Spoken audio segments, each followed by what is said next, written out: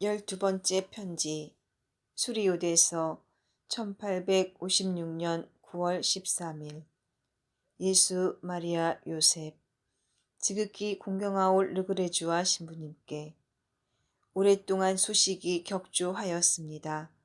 이럴수록 더 많은 여러 가지 소식을 전해드려야 하는데 어찌된 영문인지 펜을 들기만 하면 모든 생각이 달아나고 맙니다.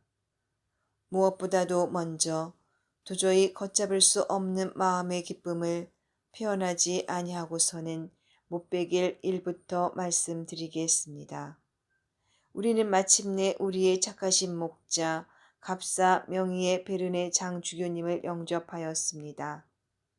일찍이 큰 서원으로 갈망하였으나 그 갈망이 실망으로 변하여 잊어버린 지 벌써 오래된 주교님을 하느님의 무한하신 자비로 마침내 우리 안에 모시게 된 것입니다. 그뿐 아니라 장주교님께서 새 선교사 두 분을 우리의 새로운 협주자로 동반하고 오셨으니 한층 더 기쁩니다.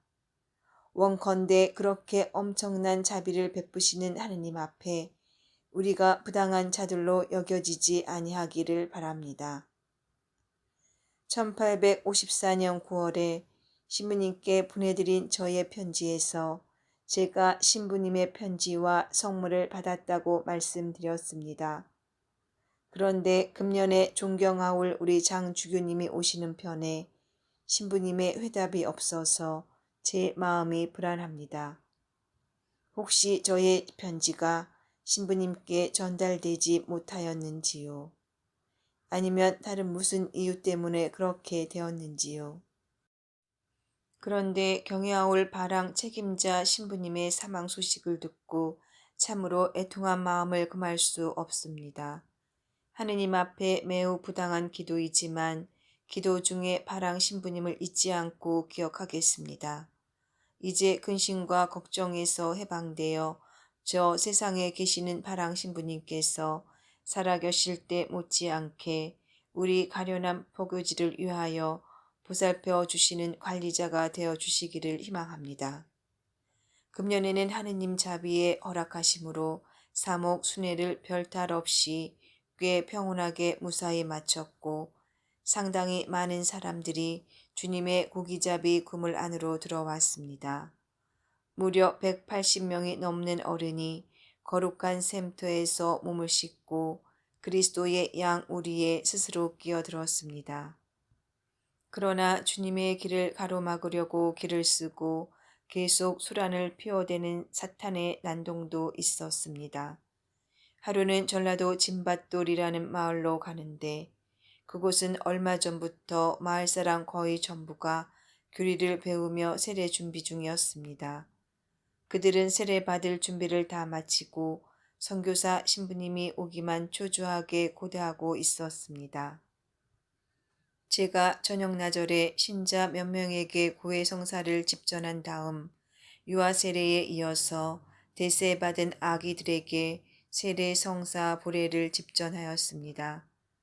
그러고 나서 잠깐 눈을 붙였다가 닭이 울 때 일어나 미사를 드릴 예정을 하고서 영세 준비를 마친 어른 15명에게 세례 성사를 집전하기 시작하였습니다.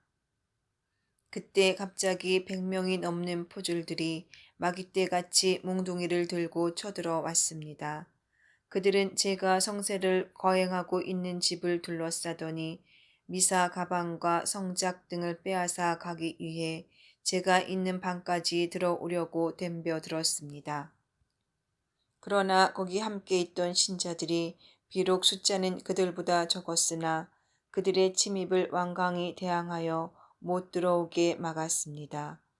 문을 빙 둘러싼 그들은 온갖 폭력을 휘둘러 문을 부수고 들어오려 하고 신자들은 죽을 힘을 다해 그들을 물리치느라고 일대 난투극이 벌어졌습니다. 그리하여 쌍방간의 부상자까지 발생하였습니다. 저는 몇몇 신자들과 함께 방 안에 있었는데 신자들의 도움으로 급히 미사짐을 챙겨들고 뒷창문으로 재빨리 빠져나와 캄캄한 밤을 이용하여 산속으로 도망칠 수 있었습니다.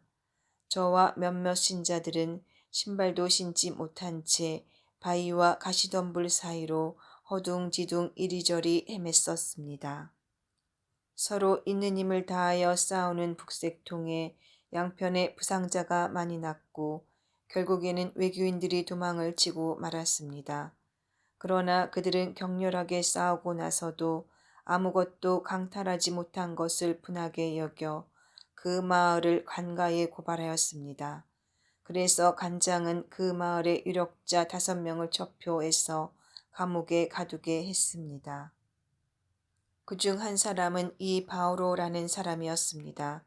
7, 8년 전에 신자가 된 그는 다른 신자들보다 더 열심하고 덕망이 높아서 그 마을의 회장으로 선임된 사람이었습니다. 또 한 사람은 하 아우구스티노라는 사람인데 그 고을 원님인 관장 다음으로 높은 관리였습니다. 그는 겨우 3년 전에 영세했는데 벌써 많은 외교인들을 천주교로 이끌어들였습니다. 그래서 천주교의 주동자이고 천주교를 전파하는 자라 하여 체포되었습니다. 나머지 3사람은 1년 전쯤부터 교회에 나오기 시작한 예비 신자들이었습니다. 그들은 외교인들이 우리를 습격하러 왔을 때 저한테서 세례를 받으려던 사람들이었습니다. 그들 중 첫째 사람은 이 나라의 가장 높은 양방 가문에 속하는 사람이었습니다. 그는 천주교의 진리를 깨달은 후 집안에서 천주교를 실천하기에는 너무나 많은 장애가 있기 때문에 자기 고향을 떠나 이곳 산속 교우들한테로 이사와서 살고 있던 사람입니다. 나머지 2사람은 우리 공소의 포졸들을 데리고 왔던 배교자의 친척들이었습니다. 그 배교자는 첫 배반자인 유다 이스카리옷을 본받아 저를 체포하려고 공소를 습격한 것이었습니다. 그 자는 배교한 후 내통자와 박해자로 변신하였습니다. 그 배교자는 이번 습격을 하기 전에도 자기 친척들인 2사람의 예비신자에게 온갖 방법으로 모욕과 핍박을 가하면서 자기를 본받아 배교자가 되도록 강요한 일이 있었습니다. 그러나 인내심이 강한 그 2 예비신자는 끝끝내 유지부동으로 항구하였습니다. 관가에 잡혀간 우리 신자들은 용감하게 하느님께 대한 신앙을 증거하였습니다. 관원으로부터 하느님을 저주하라고 재촉을 받았을 때 그들은 이 세상의 임금님을 비방하여도 제약이 되거늘 하물며 우주 만물을 영원히 지배하시는 하늘의 임금님이신 창조주께 욕을 한다는 것은 전상 천하에 용납받지 못할 극악대죄입니다. 우리는 죽어도 그런 큰 제약을 범할 수 없습니다. 하고 대답하였습니다. 그들은 한 차례 문초를 받은 후 다시 감옥으로 끌려갔습니다. 감옥에 갇혀 있는 동안 각자가 자기 부담으로 먹을 것을 마련해야 했습니다. 그런데 그들 집안이 몹시 가난하므로 그들에게 옥바라지를 하기에는 매우 어려운 실정이었습니다.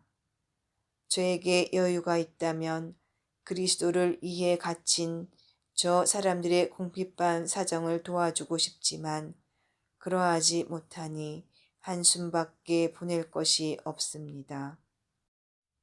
신부님께서 저에게 편지를 보내주셨을 때 유럽 신자들에게 감동이 되거나 표양이 될 만한 조선 순교자들의 행적이 있으면 적어 보내라고 지시하셨습니다. 그래서 저는 그런 사건들을 수집 중에 있습니다. 그러나 대체로 필요한 증인이 없어서 확증된 것을 많이 수집하지는 못하고 있습니다. 이번에는 한 사람에 대해서만 신부님께 말씀드리겠습니다. 그는 1839년에 조선 교회 전체를 휩쓴 기의 대박해 때 순교한 사람입니다. 그는 시골 지방에 살았던 관계로 왕도 사람들에게는 별로 잘 알려지지 않았습니다. 그래서 그 해의 순교자들의 행적을 수집하던 때에 그 순교록에 빠졌습니다.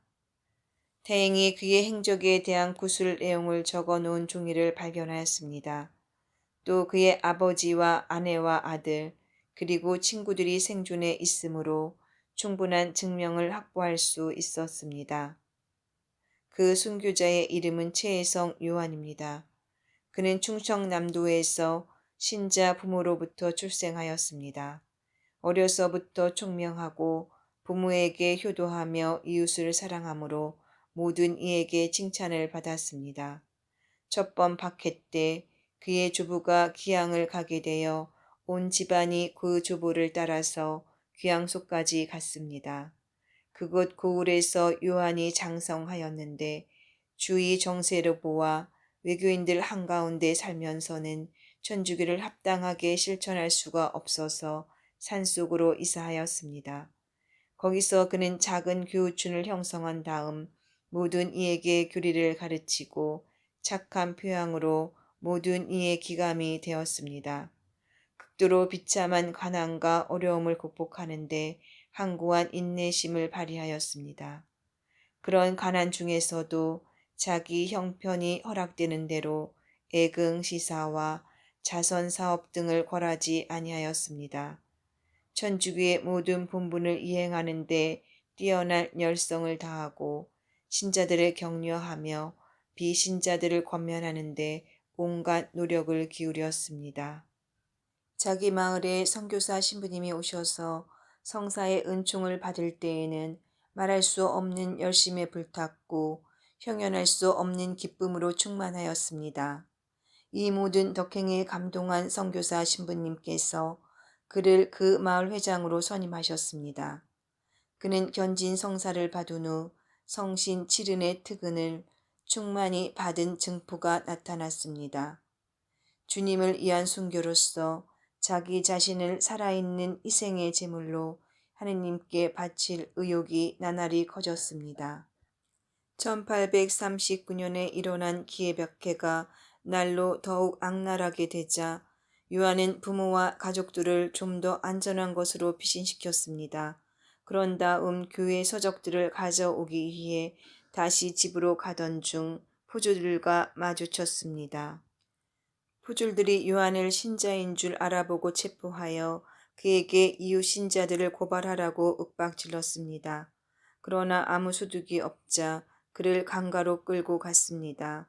그는 포졸들한테서 얼마나 매를 많이 맞았던지 온몸이 상처투성이었고 몸을 가누기조차 힘겨워 하였습니다. 그러나 그는 영혼의 눈으로 예수께서 십자가를 지시고 갈바리오 산상으로 올라가시는 모습을 주목하였습니다. 그러자 잡혀가는 길목인데도 느닷없이 힘과 활기가 용솟음 치는 것이었습니다. 그가 강가에 끌려가서 관장 앞에 섰을 때 관장이 네가 사악한 종교를 신봉한다니 참말이냐 하고 물었습니다. 요한은 나는 사악한 종교를 믿지 아니합니다. 하늘의 주님을 섬기는 천주교를 믿을 따름입니다. 하고 대답했습니다. 형리들이 그를 고문하는 동안의 관장이 너와 함께 천주교를 믿는 자가 몇 명이냐? 그들이 누구누구인지 이름을 대라. 그들이 어디 사는지 말하라. 하고 다그쳤습니다. 요한은 저는 제 형제들을 고발할 수 없습니다. 우리 천주교는 어떤 방법으로든지 이웃을 해치는 일을 하지 못하도록 금합니다. 하고 대답했습니다. 1차 문초가 끝난 후 감옥으로 다시 끌려가서 포주들과 군중들에게 무수한 행패와 매를 맞아 기진맥진해졌습니다. 그는 며칠 후 다시 끌려나와 문초를 받았습니다. 관장이 네가 천주를 배반하면 나라의 착한 백성이 되겠고 너의 모든 재산을 되돌려 줄 것이며 상금까지도 보태줄 것이다. 라고 구슬렀습니다. 요한은 저는 관장께서 온 고을을 다 주신다고 말씀하셔도 하느님을 결탄코 배반하지 않겠습니다. 하고 대답하였습니다. 그래서 편태를 자그마치 100대 이상이나 맞고 감옥에 다시 갇혔습니다. 그 후 다시 관장이 호출하여 내가 정말 죽기를 바라느냐 하고 호통을 쳤습니다. 요한은 저도 다른 이들과 같은 사람입니다. 살기를 원하고 죽기를 무서워합니다. 그러나 정의를 위하여 죽기를 사양하지 않습니다. 하고 대답했습니다. 재판관이 크게 분노하여 곤장과 편태에 가공할 만한 형벌을 명하면서 말했습니다. 너의 종기를 이해 죽겠다는 말이 참말이라면 내가 죽을 때까지 치도록 하마. 요한의 몸은 온통 피투성이가 되고 살이 갈기갈기 찢어지고 뼈가 드러났으나 하느님의 사랑으로 불붙은 그의 영혼은 기쁨으로 용약하였습니다. 그는 지겹게도 21차례나 문초를 당하였습니다. 얼마나 모질게 고문을 당하였는지 살과 가죽이 헤어져 창자가 몸 밖으로 쏟아져 나왔으며 뼈가 으스러졌습니다. 문초 중에 당한 형벌 외에도 포졸들과 악당들에게 온갖 폭행을 다 당하였습니다. 마침내 사형 선고를 받고 1839년 9월 29일에 목이 잘려 29의 나이로 순교하였습니다. 그가 천국으로 개선하는 마당으로 내려갈 날이 밝아왔을 때 그는 기쁨의 표시로 자기와 옥사장이들에게 작은 잔치를 베풀었습니다. 그가 영광스럽게 최후의 형장으로 끌려나갈 때에 그동안 욕설을 퍼붓고 매질하고 형벌하던 포조들과 백성들이 그를 뒤쫓아 가면서 눈물을 흘리며 그와 작별하였습니다. 다른 순교자들에 대한 이야기도 무척 많으나 아직 충분한 증거를 얻지 못하였습니다. 하느님께서 허락하신다면 더 정확한 정보를 수집하게 되는 때에 신부님께 더 자세히 보고하겠습니다. 저는 며칠 후 여기서 700리 떨어진 새 교우촌으로 출발할 예정입니다. 이 교우촌은 기양간 어떤 신자가 그 마을 사람들에게 복음의 씨를 뿌려 최근에 교우촌을 형성한 곳입니다. 그 신자가 사람을 보내어 선교사 사제를 모셔오도록 청한 곳입니다. 제가 이 교우촌을 방문하고 나서 혹시 주목할 만한 이야기가 있으면 다음 기회에 신부님께 보고드리겠습니다. 신부님의 또 다른 분부가 있습니다.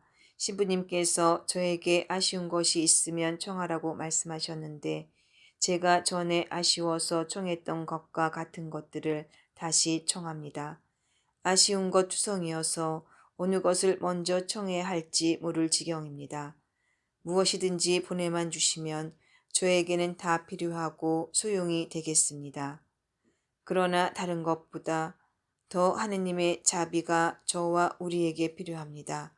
이를 위하여 저와 저의 가련한 조선 신자들을 신부님의 사랑이 넘치는 기도에 다시 의탁합니다. 공경하올 사부님께 지극히 미약한 종 채 토마스가 올립니다.